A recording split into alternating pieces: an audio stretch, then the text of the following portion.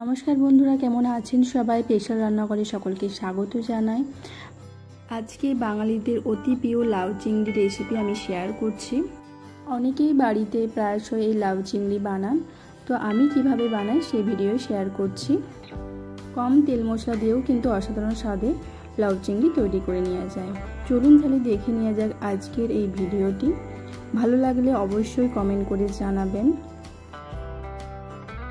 আমি এখানে লাউটাকে এভাবে কেটে ধুয়ে পরিষ্কার করে নিয়েছি। এখানে 200 গ্রাম পরিমাণ মতন চিংড়ি আছে। চিংড়িটাকে আমি ভালোভাবে ধুয়ে পরিষ্কার করে নিয়েছি। এরপর আমি এর মধ্যে দিয়ে দেব লবণ আর হলুদ গুঁড়ো দিয়ে ভালো করে চিংড়িটার সাথে মিশিয়ে নেব।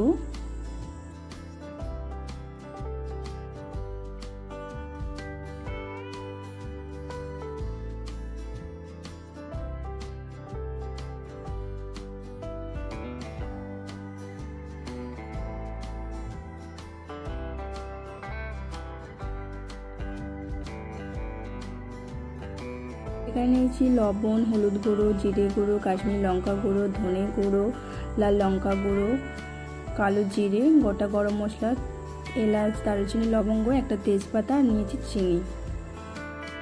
এরপর কড়াই বসিয়ে নিয়ে এর মধ্যে আমি দিয়ে দেব কেটে রাখা লাউটা।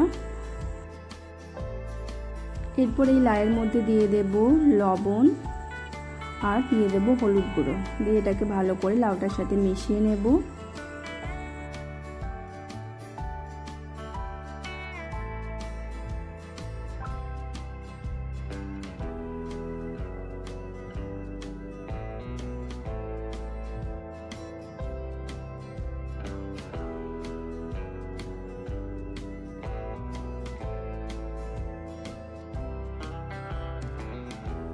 লাউটার সাথে ভালো করে হলুদ আর লবণটা মিশিয়ে নিয়েছি।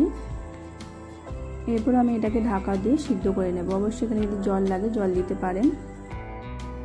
আমি এখানে ঢাকনা খুলে নিয়েছি। দেখতেই পাচ্ছ লাউটা সেদ্ধ হয়ে গেছে। এরপর আমি এটাকে কড়াই থেকে নামিয়ে নেব। কড়াই গরম করে নিয়ে এর মধ্যে আমি দিয়ে দেবো সরষের তেল। তেলটাকে ভালো করে গরম করে নেব।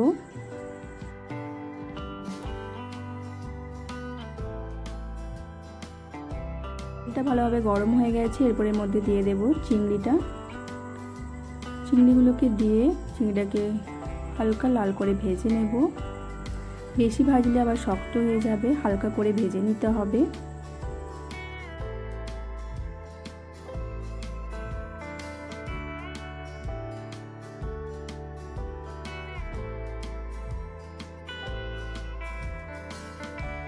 চিংড়িটা ভাজা হয়ে গেছে, তুলে রাখবো।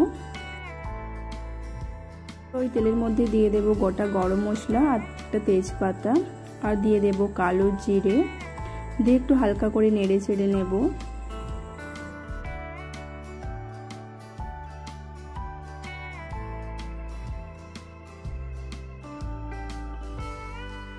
তারপর এর মধ্যে দিয়ে দেব আদা, পেঁয়াজ, রসুন, টমেটো পেস্ট করে রাখা 2 চামচ পরিমাণ। এই মশলাটাকে হালকা ভেজে নেব।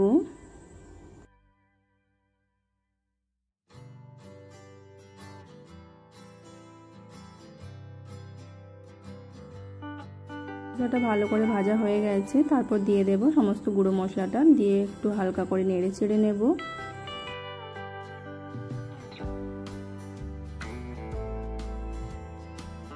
এর মধ্যে অল্প জল দিয়ে মশলাটাকে ভালোভাবে কষিয়ে নেব।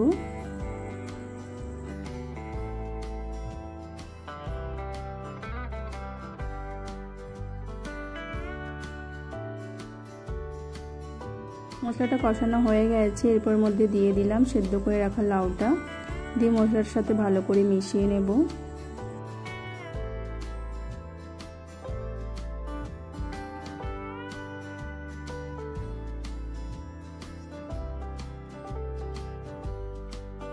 তারপর এর মধ্যে দিয়ে দেব ভেজে রাখা চিংড়িটা দিয়ে সমস্ত একসাথে ভালো করে আবারও মিশিয়ে নেব।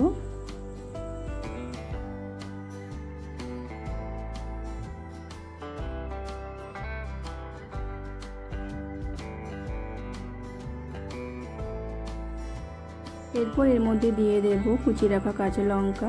অবশ্যই ঝালটা আপনারা আপনাদের স্বাদ অনুযায়ী দেবেন। কাঁচা লঙ্কাটাকে দিয়ে আবারও সব কিছু মিশিয়ে নিলাম। 2 মিনিট মতন হালকা নেড়ে চেড়ে নিলেই তৈরি হয়ে যাবে।